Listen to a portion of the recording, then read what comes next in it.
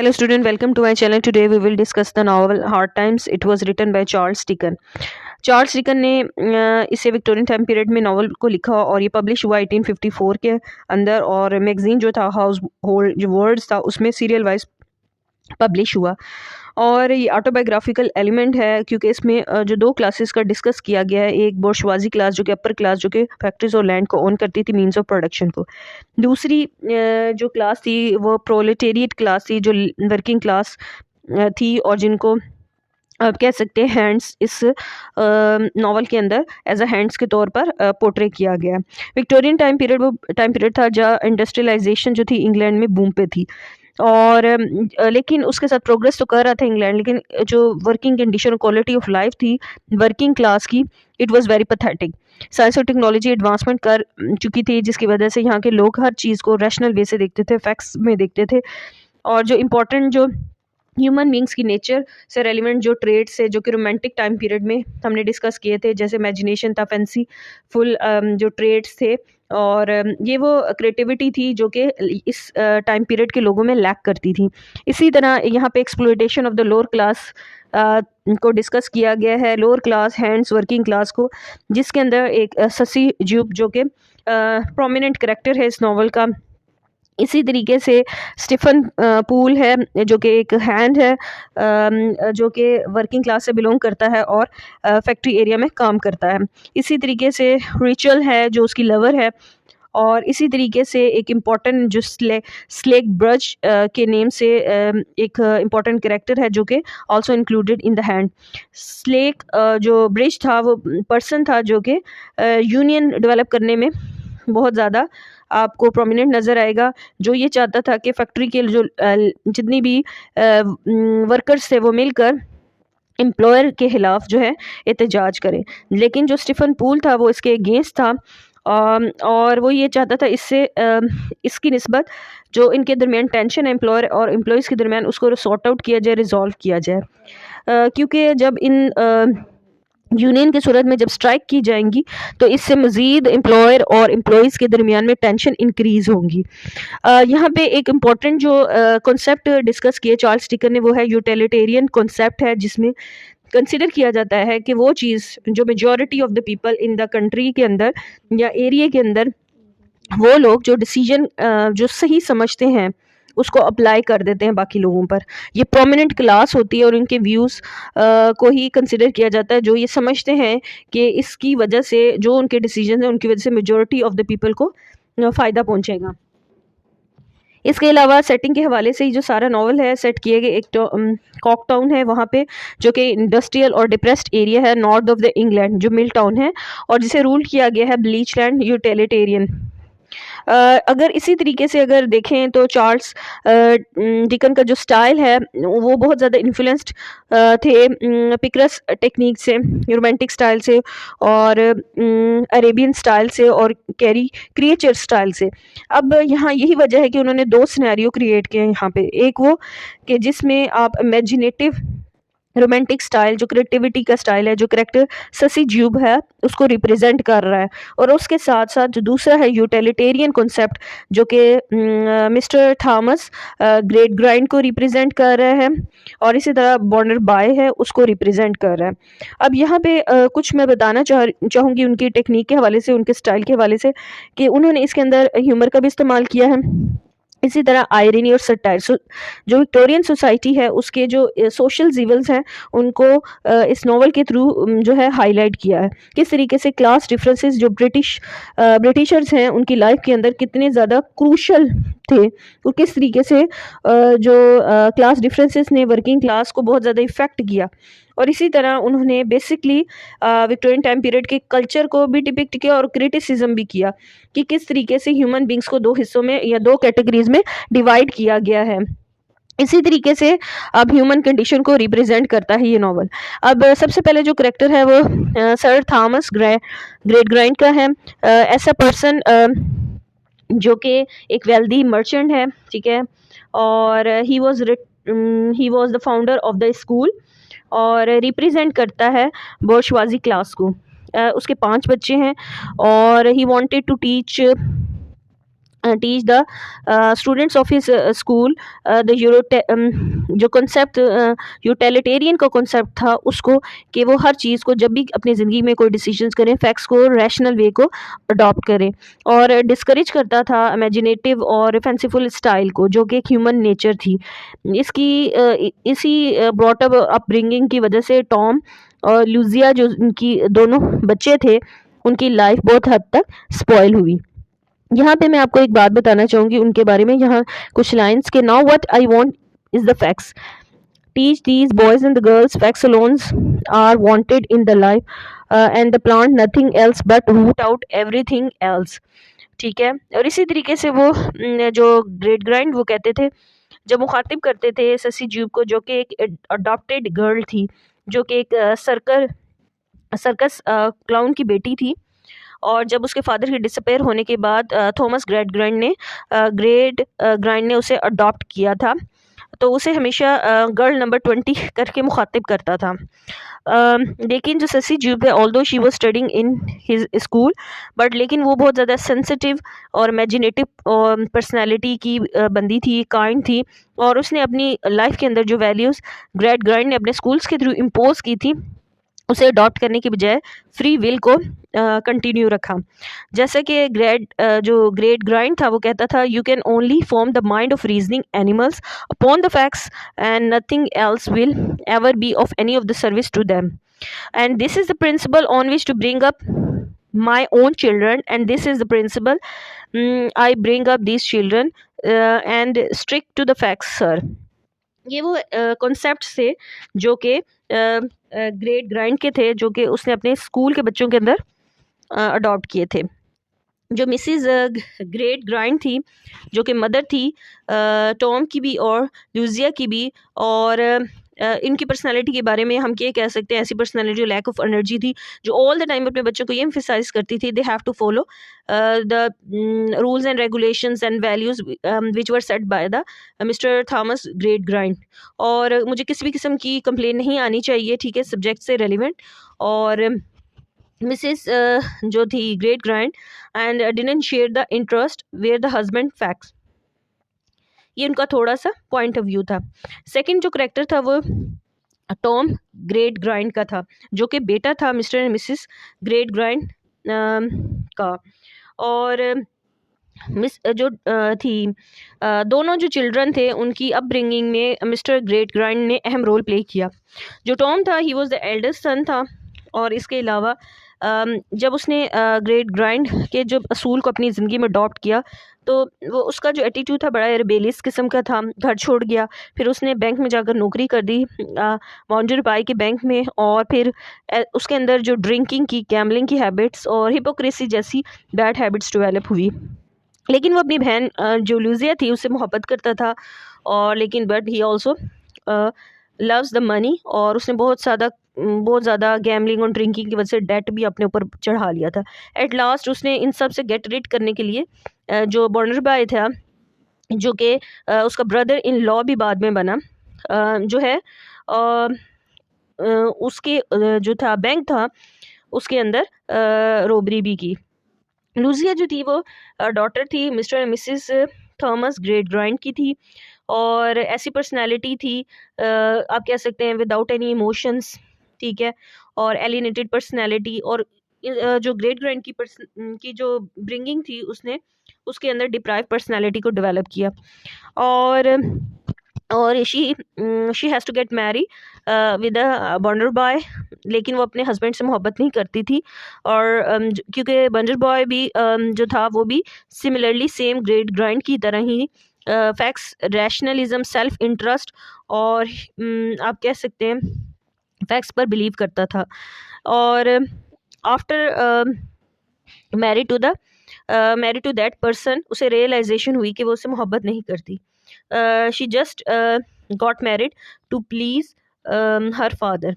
सो ये उसकी पर्सनालिटी के बारे में हेल्प आउट है। ऑल दो के बाद में जो ससी जूब थी, जो अडॉप्टेड गर्ल थी, एज अ सर्वेंट के तौर पे ग्रेट ग्राइंड के घर में वो काम करती रही थी, उसने हेल्प आउट की लूजिया की इमोशनली स्टेबल करने के अंदर। इसी तरीके से जेन ग्रेट ग्राइंड थी, वो भी डॉटर थी mister and Mrs great grind की, लिटिल गर्ल थी, और ऐसी लड़की थी जो हैप्पियर पर्सनालिटी की थी, और इसकी जो ब्रॉट अप और अपब्रिंगिंग के अंदर जो थी शशि जुब ने अहम रोल प्ले किया। और आप कह सकते हैं कि जो करेक्टरिस्टिक शशि जुब में थे वो लिटिल गर्ल के अंदर मौजूद थे, जेन ग्रेट ग्राइंड में मौजूद थे। छठे नंबर पर जो इम्पोर्टेंट करेक्टर शशि जुब का है, शशि जुब के करेक्टर में ऐसी पर्सनालिटी जो बहुत ही काइंड थी, इमोशनल थी, सेंसिटिव थी। She was the adopted daughter of the great grind. और बेसिकली ऐसा हुआ था कि सर्कस में काम करने वाले एक इंटरटेनर जो था, क्लाउन, उसकी बेटी थी, वो डिसअपेयर होने के बाद जो मिस्टर एंड मिसिस जो थे ग्रेट ग्राइंड के घर वो एज ए सर्वेंट के तौर पर आ गई, और ग्रेट ग्राइंड के स्कूल में वो स्टडी कर रही थी, और उसने इस सारे नावल के अंदर अहम रोल प्ले किया था। इसी तरह बिटजर था, ऐसा बंदा था, ही also got the education from the great grind school. और मिस्टर चॉकम चाइल्ड वो टीचर थे जो कि ग्रेट ग्राइंड के जो स्कूल था उसमें जो है पढ़ाता था, और इसके नाम से ही आपको पता चलेगा ऐसा बंदा जो कि बच्चों की जो पर्सनैलिटी थी उसको जो बच्चे वहाँ एजुकेशन गेट कर रहे थे उनकी पर्सनालिटी को उन्होंने इमोशनली और इमेजिनेटिव और फैंसीफुल करेक्टरिस्टिक को उसने चॉक आउट कर दिया था। इसी तरह बंडर बाय था जो कि सेम पर्सनालिटी का था जैसा कि मिस्टर थॉमस ग्रेट ग्राइंड थे, और बाद में उसने शादी भी की। खुद कहने को तो वो एक सेल्फ मेड बंदा कहलाता था। उसकी मदर ने कहता था कि उसकी मदर ने उसे अबंडन कर दिया था, और उसके बाद उसने फैक्ट्री और जितना भी बैंक जो डेवलप किया था खुद किया था। तो बेसिकली प्रिटेंड खुद करता था, लेकिन एट द एंड ये मर जाता है, स्ट्रीट के अंदर इसकी लाश मिलती है। इसके बाद जो नेक्स्ट करेक्टर है मिसेस पैगलर है। मिसेस पैगलर जो थी she was basically the mother of the Bounderby की वालदा थी, और अचानक ही अपीयर उस वक्त हुई जब जो मिसेस स्पार्सट थी जो कि हाउसकीपर थी बॉन्डर बाय की, उन्होंने रॉबरी के बारे में इंटेरोगेशन करने के लिए जो कि उनके बैंक के अंदर हुई थी एज अ विटनेस के तौर पर मिसेस पैगलर को बुलाया था। बाद में पता चलता है कि मिसेस पैगलर है she was basically the mother of the Bounderby, जिसको बॉन्डर बाय ने फॉरबिडन किया था अपने घर में आने से। इसके बाद उसने मिसेस स्पार्सिट को जो है बहुत ज़्यादा एंग्री हुआ और उसे नौकरी से निकाल दिया। मिसेस स्पार्सेट ऐसा करेक्टर है जो कि उनकी जो मैरिज थी वो फेल हो चुकी थी। अब now she wanted to marry Mr Bounderby, और वो इस इंतज़ार में थी कि किस तरह बॉन्डर बाय और लूजिया जो ग्रेट ग्रैंड है उसका रिलेशनशिप ख़राब होता है तो वो अपनी प्लेस बनाती है।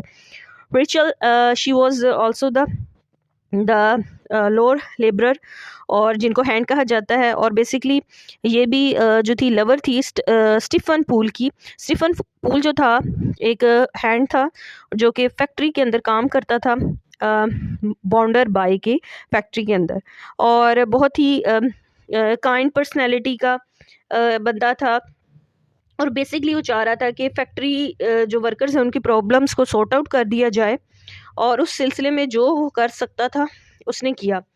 मकसद ये था कि एम्प्लॉयर जो बाउंडर बाय है और जो डिफरेंट एम्प्लॉयज़ हैं उनके दरमियान जो मिसअंडरस्टैंडिंग है उसको सॉर्ट आउट कर दिया जाए, और स्ट्राइक इसका सोल्यूशन ये जब स्लेक ब्रिज ने उसे ऑफर्ड की एक ऐसा बंदा जो कि वो भी हैंड्स में ही इंक्लूडेड था, उसने इनके साथ मिलने को कहा जिसे इसने इनकार कर दिया। इसके बाद है नेक्स्ट जो करेक्टर आता है स्लेक ब्रिज। ये ऐसा क्रुक्ड पर्सन था, हैंड था, और इसने कन्विंस्ड किया था हैंड्स को, जितने भी फैक्ट्री वर्कर्स हैं, कि वो मिलकर यूनियनाइज्ड कर दें और जो बॉन्डर बाय है उसके अगेंस्ट। बेसिकली ये चाह रहा था कि रिलेशनशिप जो एम्प्लॉयर और एम्प्लॉयज़ जो बोर्शवाजी जो कैपिटलिस्ट क्लास जिसमें बॉर्डर बाय आता है वो, और जो प्रोलेटेरिएट क्लास जो लोअर वर्किंग क्लास उसके दरमियान रिलेशनशिप ख़राब हो जाए। और बाद में जब जो स्टीफन पूल ने इसके साथ मिलकर एम्प्लॉयर के ख़िलाफ़ काम करने से इनकार कर दिया तो वो उसके अगेंस्ट हो गया। इसके बाद जो नेक्स्ट करेक्टर आता है वो जेम्स हार्ट हाउस है। ये ऐसा करेक्टर है जो कि कॉकटाउन के अंदर आता है, और बेसिकली वो as a disciple of Gradgrind के तौर पर काम करना चाहता है, लेकिन अपनी बोरियत ख़त्म करने के लिए वो जो लूजिया होता है उसके साथ अफेयर चलाता है। और फिर देन जो ससी ज्यूप होती है वो जेम्स हार्ट हाउस को कहती है कि किसी तरीके से वो यहाँ से जो है कॉकटाउन को छोड़कर चला जाए।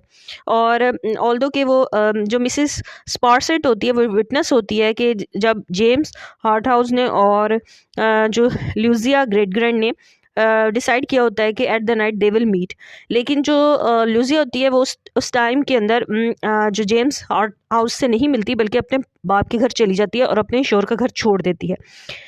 इसी तरह मिस्टर स्लेरी है और ये नेस्बिंग सर्कस इंटरप्रेटर है, ऐसा बंदा होता है जो कि सर्कस का ऑनर है और हेल्प आउट करता है टॉम को कंट्री से भगाने में, क्योंकि जब रॉबरी का सारा इंसिडेंट होता है बाउंडर बाई और वो इन सर्च होता है, बहुत ज़्यादा डेस्परेट हो जाता है कि जो विक्टिमाइज मुख्तलिफ लोग किए जाते हैं, सस्पेक्टेड लोग होते हैं, उनमें एट लास्ट जो नेम आता है वो स्टीफन पूल का आता है और उसका नाम लग जाता है, ठीक है। लेकिन स्टीफन पूल जो होता है he was not the real robber, और बाद में जो स्टीफन पूल होता है वो भी मर जाता है, क्योंकि वो जो एक पिट होता है जिसे ओल्ड हेल कहा जाता है, वहाँ पे गिर के मर जाता है। उस टाइम के अंदर फिर रिचल को भी एट द लास्ट मोमेंट्स उनकी मुलाकात होती है और इस तरीके से ससी ज्यूब को भी पता चलता है। और नेक्स्ट जो थे जो करेक्टर्स के अंदर आप देखें तो सबसे जो इम्पोर्टेंट करेक्टर है वो ससी ज्यूब का करेक्टर है। एक ऐसी लड़की जो कंपैशनेट थी, अडॉप्टेड गर्ल थी, एक सर्कस क्लाउन की बेटी थी, एक इंटरटेनर था जो, और ऑल्दो कि she was getting the education from great grind school जो कि बेस करता था सेल्फ इंटरेस्ट पर, फैक्ट्स पर, रैशनलिज्म पर, लॉजिक पर बेस कर रहा था, उसकी निस्बत उसने अपने फादर की जो वैल्यूज़ थी उसको अडॉप्ट किया और जो फैंसीफुल इमेजिनेटिव क्रिएटिव एबिलिटीज़ थी उसको कंटिन्यू किया और सिंपैथेटिक थी और उसने हर मोड पर ग्रेट ग्राइंड के बच्चों की हेल्प आउट की। टॉम पर जब रॉबरी का इल्ज़ाम लगा तब भी उसे मुल्क से भगाने में उसकी हेल्प आउट की और इसी तरीके से जो था ल्यूजिया जब वो इमोशनली अनस्टेबल थी उसको हेल्प आउट की और basically she loved Lucia and helped her in the hard time in her love affair with the James Harthouse। और ऐसी बंदी जिसने हर पॉइंट पर जो थे जो ग्रेट ग्रैंड की जो फैमिली उसको सपोर्ट किया और she was very thankful to her father for the education and the care. It's all about the characters of the hard times. Important themes के हवाले से देखें तो ये डिपिक्ट कर ले mechanical life of the human beings. Industrial time period जब England के अंदर इंडस्ट्रियलाइजेशन तेज़ी के साथ हो रही थी जिसकी वजह से जो लोअर क्लास थी वो सफ़र कर रही थी, उसकी सफरिंग को डिपिक्ट कर रहा है। इसी तरह ये रिप्रेजेंट करता है जिस तरह क्रिएटिविटी और रैशनलिज्म, क्रिएटिविटी और को रिप्रेजेंट कर रही है ससी ज्यूब, ठीक है, और इसी तरह जेन ग्रेट ग्राइंड और रैशनलिज्म को और फैक्ट्स को रिप्रेजेंट कर रहे हैं mister Thomas great grind, Tom और इसी तरह बाउंडर बाय। और फेमिनिटी और फेमिनिज्म भी बहुत ज़्यादा है जिसमें जो जब ल्यूजिया थी उसे अलाउ नहीं किया गया अपनी मर्ज़ी से वो शादी कर सके और सिर्फ उसने अपने फादर की हैप्पीनेस के लिए बाउंडर बाय से शादी की because he was a rich man और एक फैक्ट्री ओनर था और बैंक का मालिक था। इसी तरीके से फेमिनिटी के हवाले से जो विक्टोरियन टाइम पीरियड में जो औरत के साथ एसोसिएट करैक्टरिस्टिक थे जिसमें compassion, moral purity and emotional sensitivity, ये सारे करैक्टर्स डिपिक्ट कर रहे हैं, ठीक है, जिसमें ल्यूजिया भी एक करैक्टर है। इसी तरह अनहैप्पी मैरिजेस रिप्रेजेंट कर रहे हैं। Unhappy marriages mister and Mrs great grind की और इसी तरीके से ल्यूजिया और बाउंडर बे की लाइफ को शो करवा रहे हैं। So these are all about the hard times and I hope you understand this lecture.